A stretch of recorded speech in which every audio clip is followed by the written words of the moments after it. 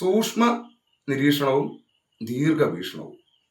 അപ്പൊ ഇങ്ങനെ നമ്മളൊരു മൈൻഡ് ഇട്ടേക്കുമ്പോൾ തന്നെ ഇനി ആശയവിനിമയം വരുമ്പോൾ ഒരു വിഷയത്തെ ആശയവിനിമയം ചെയ്യാന്ന് മാത്രമല്ല, അതിൻ്റെ രണ്ട് കാതലാണ് ഈ സൂക്ഷ്മ നിരീക്ഷണവും അതുപോലെ തന്നെ ദീർഘവീക്ഷണവും.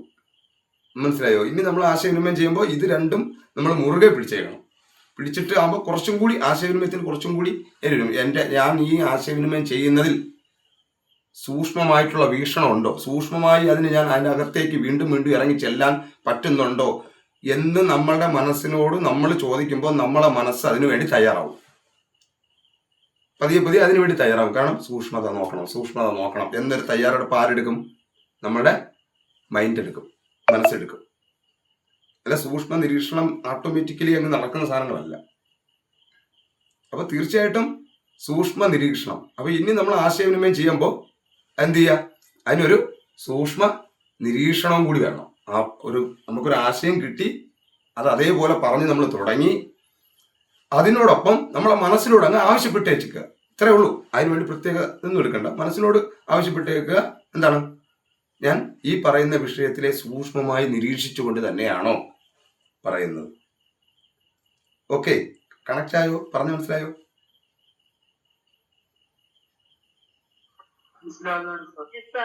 ഓക്കെ. ആ സൂക്ഷ്മ നിരീക്ഷണം എത്ര നാളുകൾ നീണ്ടു നിൽക്കാൻ സാധ്യതയുള്ള കാര്യങ്ങളാണ്. അതായത് ഇന്ന് നമ്മൾ ദീർഘവീക്ഷണത്തിന്റെ ഒരു പ്രത്യേകത എന്താണ്? സൂക്ഷ്മ നിരീക്ഷണം ശ്രദ്ധാ തത്വമായിട്ട് ബന്ധപ്പെട്ട് കിടക്കുകയാണ്. ദീർഘവീക്ഷണം ബന്ധപ്പെട്ട് കിടക്കണം എന്ന് പറയുന്നത് രൂപാന്തര തത്വവുമായി ബന്ധപ്പെട്ടാണ്. അതായത് ഇന്ന് നമ്മൾ ഇപ്പോൾ ഇവിടെ നടക്കുന്ന കാര്യത്തെ നാളെയോ വരും കാലങ്ങളിലോ 10 വർഷം കഴിഞ്ഞോ 100 വർഷം കഴിഞ്ഞോ ഇതിന്റെ ചേഞ്ചും കൂടി, ഇതിന്റെ രൂപമാറ്റവും കൂടി മനസ്സിലാക്കി ചിന്തിക്കണം. സാധ്യത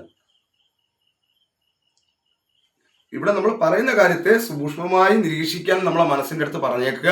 നമ്മൾ പ്രത്യേകിച്ച് അതിന് വേണ്ടി പണിയൊന്നും എടുക്കണ്ട, അത് വേറെ പ്രാക്ടീസ് നമ്മൾ തരും. അതിന്റെ കൂടെ ഈ രൂപാന്തര തത്വം, അതായത് ഇന്നത്തേൽ നിന്ന് നാളെ ഇന്നിപ്പോ ഒരു നമ്മൾ മുന്നോട്ടുള്ള ജീവിതത്തിന്റെ നമ്മളൊരു തയ്യാറെടുപ്പിന് വേണ്ടിയാണ്, നമ്മുടെ പ്ലാനുകൾ ഡെവലപ്പാക്കാൻ വേണ്ടിയാണ്, നിരവധി ലക്ഷ്യങ്ങൾ വെച്ചുകൊണ്ടാണ് നമ്മൾ വരുന്നത്. അപ്പോൾ ഇങ്ങനെ വരുമ്പോൾ നമ്മൾ ഇന്നിപ്പോൾ ഇവിടെ തുടങ്ങുന്ന ഒരു പ്ലാൻ, നമ്മളൊരു എന്തായാലും ശരി, ആ പ്ലാനിനെ സൂക്ഷ്മമായി ആ പ്ലാനിന് വേണ്ടിയുള്ള ആശയ രൂപീകരണം സൂക്ഷ്മമായി നോക്കുമ്പോൾ തന്നെ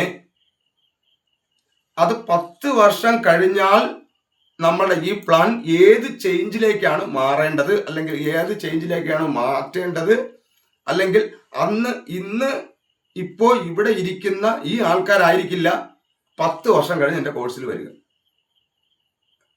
അപ്പൊ ഇവിടത്തെ നമ്മളുടെ ഓരോരുത്തരുടെയും തോട്ട് പ്രോസസ്സ് ഇപ്പോഴത്തെ സിറ്റുവേഷനുമായിട്ട് ബന്ധപ്പെട്ട് എങ്ങനെയാണോ, ഇപ്പോൾ ഈ മൈൻഡുമായി ബന്ധപ്പെട്ട് ഇപ്പോൾ ലോ ഓഫ് അട്രാക്ഷനെ കുറിച്ച് നിരവധി ക്ലാസ്സുകൾ നടക്കുന്നുണ്ട്, മാനിഫെസ്റ്റേഷനെ കുറിച്ച് നടക്കുന്നുണ്ട്, അങ്ങനെ നിരവധി ബിസിനസ്സിനും അതിനൊക്കെ ആയിട്ട് നിരവധി കാര്യങ്ങൾ നടക്കുന്നുകൊണ്ടാണ് ഇതിൽ ഓട്ടോമാറ്റിക്കലി ആളുകൾ കൂടുന്നത്. കാരണം എല്ലാവരും ബ്രെയിനിൽ ഔട്ടിൽ നിന്ന് ഇത് കിട്ടുന്നുണ്ട്. അങ്ങനെയാണെങ്കിൽ 10 വർഷം കഴിഞ്ഞാൽ അല്ലെങ്കിൽ 20 വർഷം കഴിഞ്ഞാൽ അന്നത്തെ ജനങ്ങൾ എന്തായിരിക്കും കൂടുതൽ ശ്രദ്ധിക്കാൻ സാധ്യതയുള്ളതെന്ന് നമ്മളെ മനസ്സിലൂടെ ചോദിച്ചേക്കണം. മനസ്സിലായോ? ഞാൻ പറയുന്ന കണക്ട് ആയോ? അത് ഇവിടുത്തെ ഇതേപോലെ അവിടെ എത്തില്ല. അവിടെ രൂപാന്തര മാറ്റം വരും. അന്നത്തെ അവിടുത്തെ ആൾക്കാരുടെ ആവശ്യങ്ങൾ വേറെ ആയിരിക്കും. ഈ 20 വർഷം കഴിഞ്ഞ് വരുന്ന ഒരു ജനറേഷന്റെ, അപ്പൊ ഇന്ന് 20 വർഷം എന്ന് പറയുമ്പോഴത്തേക്ക് ഇപ്പോൾ നമുക്കൊരു 30 വയസ്സ്, മിനിമം ഒരു 30 വയസ്സ് കൂട്ടിക്കുക. നമുക്ക് ഈ കോഴ്സൊക്കെ എന്ന് പറയുന്നത് 30 വയസ്സിന് മേലോട്ടുള്ള ആൾക്കാരായിരിക്കും വരാൻ സാധ്യതയുള്ള, അതിന് താഴോട്ടുള്ള ആൾക്കാർ വരില്ല.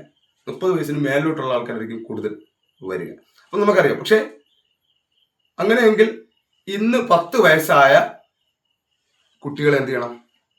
നിരീക്ഷിക്കണം. ഇവർ 30 വയസ്സിൽ എന്തായിരിക്കും ഇവരുടെ പ്ലാൻ, ഇവരുടെ ചിന്താ രീതികൾ എങ്ങനെ ഇരിക്കും, ഇവരുടെ സാധ്യതകൾ എങ്ങനെ ഇരിക്കും, ഇങ്ങനെ നമുക്ക് നോക്കാൻ പറ്റണം. ഇത് ബിസിനസ്സിന് വേണ്ടി മാത്രമല്ല, അത് മാത്രമായിട്ട് കാണരുത്. നാളെ നമ്മൾ എവിടെ ചെന്ന് നിൽക്കണമെന്ന് അറിയണമെങ്കിലും ഈ ഒരു പ്രോസസ്സ് നോക്കണം. ഇന്നത്തെ 10 വയസ്സായ കുട്ടികളുടെ സെൻസ് എന്താണ്, അവർ ഏത് കാര്യത്തിലാണ് കൂടുതൽ താല്പര്യം പ്രകടിപ്പിച്ചുകൊണ്ടിരിക്കുന്നത്? അങ്ങനെയെങ്കിൽ 30 വയസ്സിൽ അവർ ഈ താല്പര്യവും അവിടെ നിലനിൽക്കൂ, നിലനിൽക്കില്ലേ എന്നൊക്കെ നമുക്ക് നിരീക്ഷിക്കണമെങ്കിൽ, ദീർഘവീക്ഷണത്തെക്കുറിച്ച് നിരീക്ഷിക്കാനും സൂക്ഷ്മ നിരീക്ഷണം വേണം. മനസ്സിലായോ?